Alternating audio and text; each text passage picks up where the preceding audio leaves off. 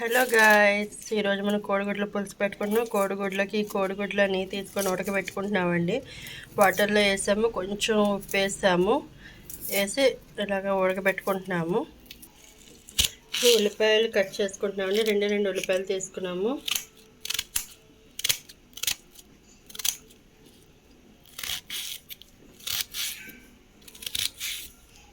ఉల్లిపాయలు ఇలా కట్ చేసుకోవాలి.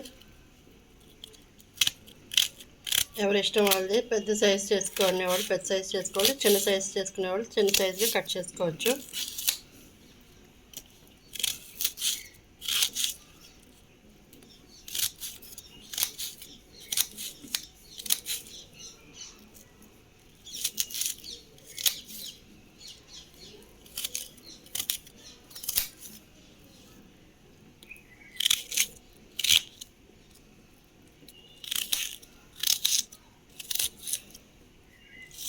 ఉల్లిపాయలు ఇలా కట్ చేసుకోవచ్చు చిన్నగా.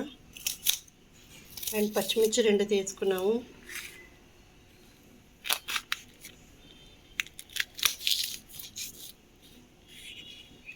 పచ్చిమిరపకాయలు,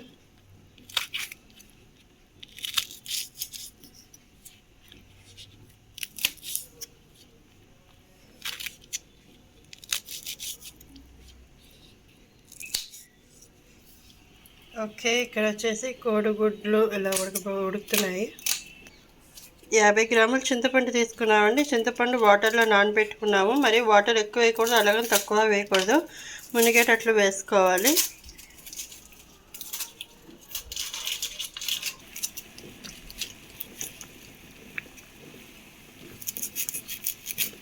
కోడిగుడ్లు చూడండి ఎలాగ ఉడుకుతున్నాయో. ఇప్పుడు ఇలాగ వాటర్ని మనం తీసుకోవాలి. ఇప్పుడు ఈ కోడిగుడ్లు చల్లటి నీళ్ళలో వేసుకోవాలి.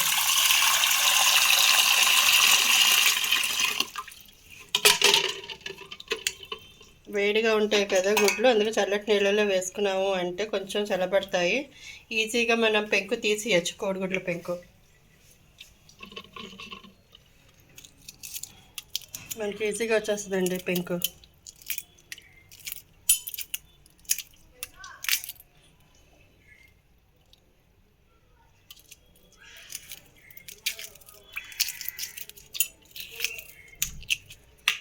సో మనం అలా తీసుకొని నీట్గా కడుక్కొని పెట్టుకోవాలి.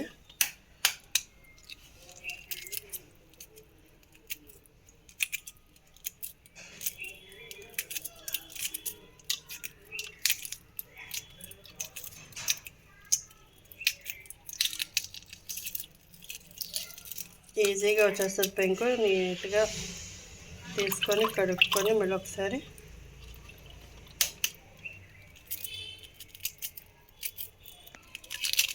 ఇలా అన్ని గుడ్లు పెంకు తీసేసుకోవాలండి. కోడిగుడ్ల మీద ఉన్న పెంకు తీసేయాలి ఇలాగా. సో ఇప్పుడు వీటిని ఏం చేయాలి అన్నది చూద్దాము.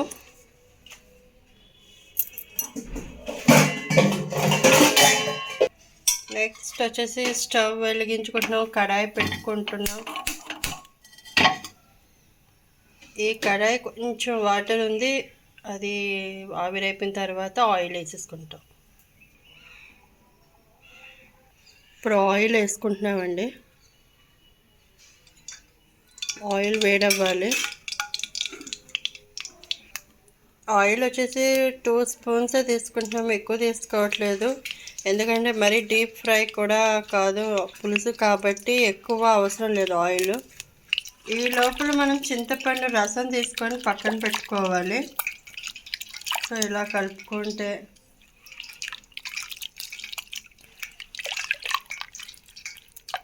చూడండి ఇలా రసం వస్తుంది కదా, ఇలాగ తీసుకొని పక్కన పెట్టుకోవాలి. ఇప్పుడు మనం ఎగ్స్ వేసుకుంటామండి. ఎగ్స్ వేసుకొని మనం వేపుకుంటాము.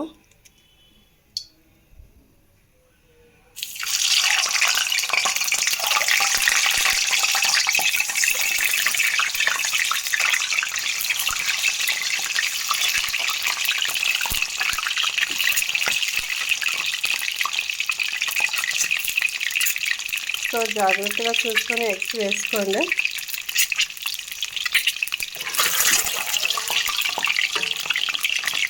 ఇప్పుడు ఇందులో మనం హాఫ్ ఇంచ్ పసుపు వేసుకోవాలి కలర్ కోసం.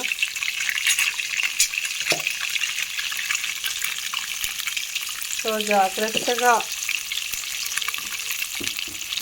ఆయిల్ కదా వేసుకోండి.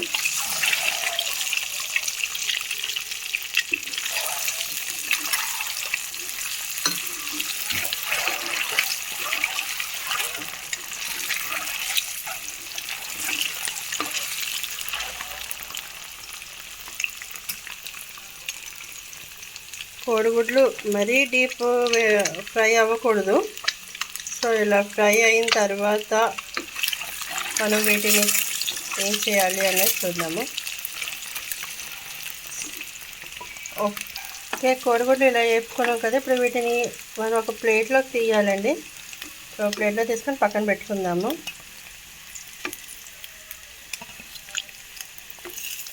సో ఇలాగ కోడిగుడ్లు వేపుకున్నాం కదా, పైన ఉన్న తొక్కంతా వేసుకోవాలి.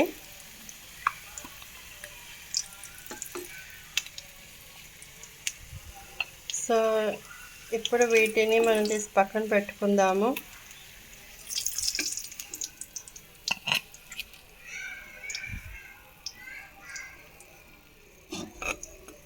ఓకే, ఇప్పుడు వచ్చేసి మనం ఇందులో ఉల్లిపాయలు పచ్చిమిర్చి రెండు కలిపి వేసేసుకుంటున్నాము. ఉల్లిపాయ ముక్కలు కట్ చేసుకున్నాం కదా, ఇప్పుడు ఆ ఉల్లిపాయ ముక్కలను పచ్చిమిర్చి వేసుకొని దోరగా వేపుకోవాలండి. ఆల్రెడీ ఆయిల్లో పసుపు ఉంది కాబట్టి మళ్ళీ మనం ఎక్స్ట్రా పసుపు వేసుకోవాల్సిన అవసరం లేదు.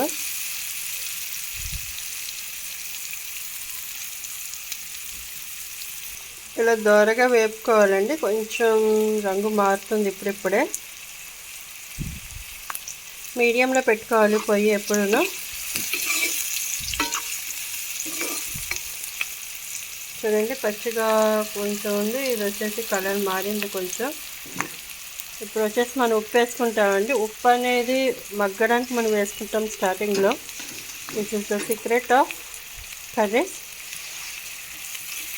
ఏ కర్రీలోనే మనం ఫస్ట్ ఉప్పు వేసేసుకుంటాము.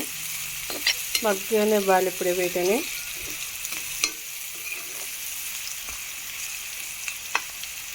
సో మధ్యలో మనం ఇలా కలుపుకోవాలి, మధ్య మధ్యలో కలుపుతూ ఉండాలి. ఇప్పుడు తీసుకొని ఉన్న చింతపండు రసం ఉంది కదండి, ఆ రసం మనం ఇందులో ఇలా వేసేసుకుంటాము.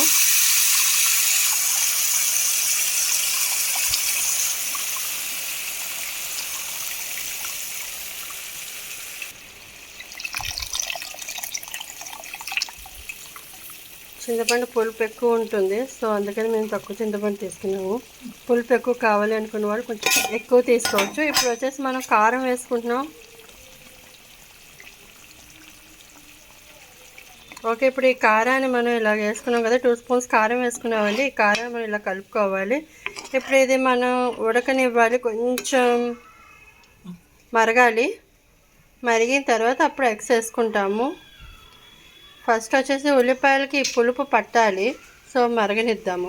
చూసారు కదండి, చూడండి ఎలా మరుగుతుంది. ఇలా మరగాలి, వైట్ నొర వస్తుంది కొంచెం. చూడండి,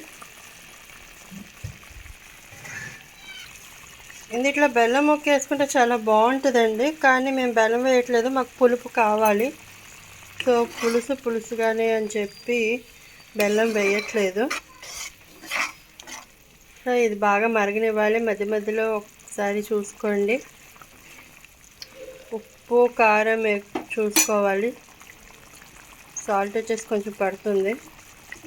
ఇప్పుడు ఈ కోడిగుడ్లు ఉన్నాయి కదా, ఈ కోడిగుడ్లు మనం ఇలా వేసేసుకుంటాము.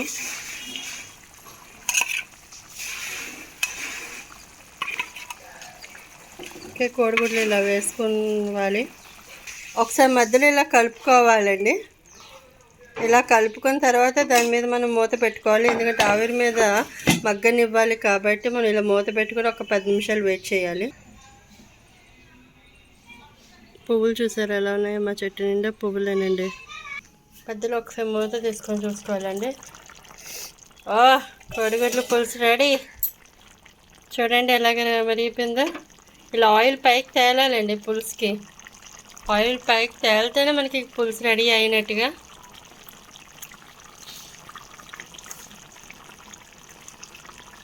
చూడండి, ఈ పచ్చిమిర్చి ఈ పులుసులో బాగా నానిన తర్వాత తింటే చాలా బాగుంటుంది. ఇంకో సీక్రెట్ చెప్పిన, కోడిగుడ్లు పులుసు ఈరోజు కాకుండా రేపు తిన్నారనుకోండి ఇంకా బాగుంటుంది, మంచి టేస్టీ వస్తుంది. ఇది వచ్చేసి మనకి చపాతీలో కానీ వైట్ రైస్లో కానీ చాలా బాగుంటుందండి పులుసు. ఓకే గాయస్, నా వీడియో కనుక మీకు నచ్చితే ప్లీజ్ సబ్స్క్రైబ్ చేయండి, లైక్ చేయండి, షేర్ చేయండి. ఈ కోడిగుడ్ల పులుసు చాలా అద్భుతంగా ఉంది ఈరోజు, టేస్టీగా. So thank you so much.